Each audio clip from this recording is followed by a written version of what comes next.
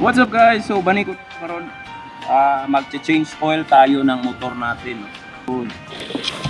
Kasi ito yung oil nga pala na binili ko. Itong Castrol Power One Ultimate. Parang bago yata nila to. Yan. 10W50. So ang highlight dyan is ang 50 kasi mas mataas yung kanyang heat resistant, no? At the expense na 10 siya sa pag-start up. So dito sa Pinas, mainit naman yung panahon. So hindi naman siya ganong maginaw sa cold start. So okay. Again, no, mag-change oil tayo ng ating SR. So pupunta tayo doon sa showroom kang Kuya Mike tayo kasi bibili tayo ng authentic CF Moto filter para sa ating SR. So ayokong bumili ng mga pang Vios lang guys kasi mas mainam talaga na yung ating authentic yung gagamitin natin, no. So yan. Samahan niyo ko guys. Cold start.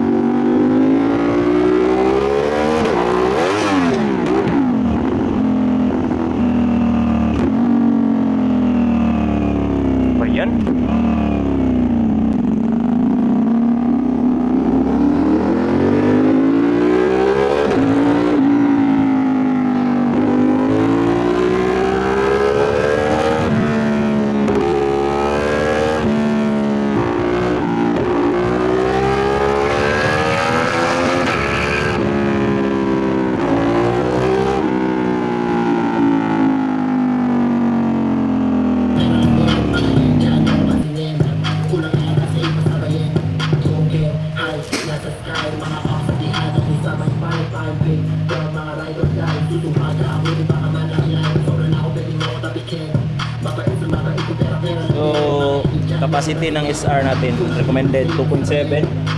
So 3 liter at itong authentic na CF Moto filter.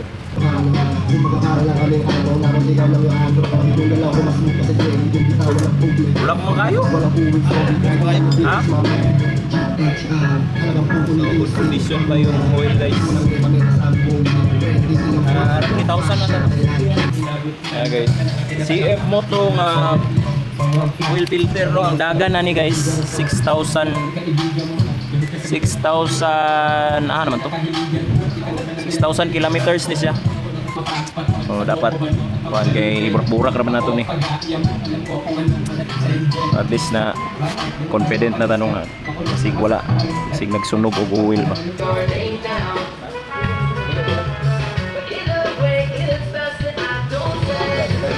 So mana nag-change oil dali ra kayo. So wala ta dito sa CF Moto no kay wala ang ilahang mechanic dito nga si Kuya Mike. So nidagan ta diri as usual. Ila Renzo medyo nadugayan ta kay mao lagi kanan dagan maguni sila customer din. Kliyente niya. Una ikaduha pa ta so nagulat ta. Dali ra kay tuwa murag wala na 30 minutes so mana. 100 so.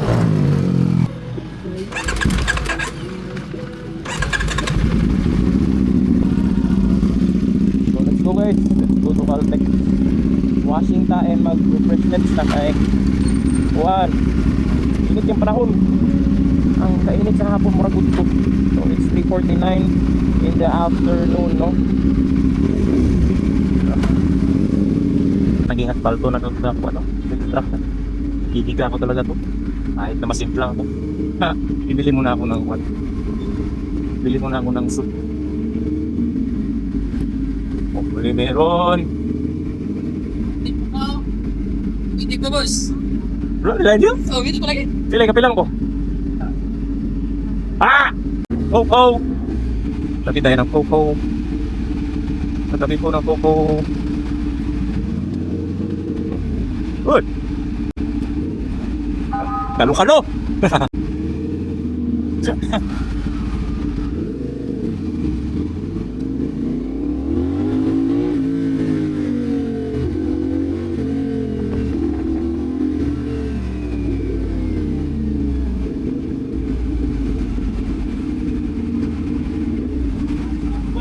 Tinolo kasi yung nagdadrive. Wala na sa presence of mind. Kahit red nag-go. Bahala na si police dyan. Oops, sagkat. Yeah. Baka may biglang mabasa ba? Yarik pa sa kay nang wala sa oras sa SR ko.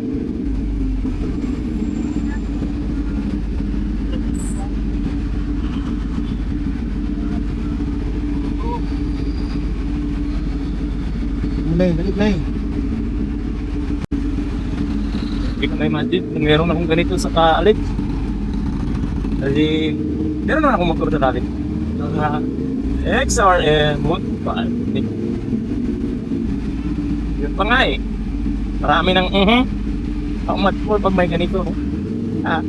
Pero hindi tayo hindi mag-ara or I was not born with a silver spoon, guys. The parents ko ay work hard para ako ay magtagudod ng kamit.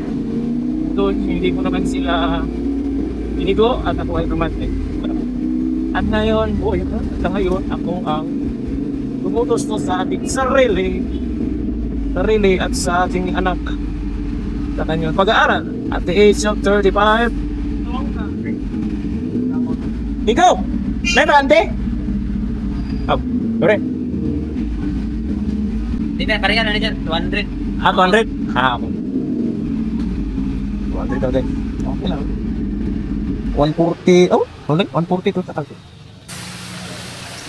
Sa wakas, nakaligo rin.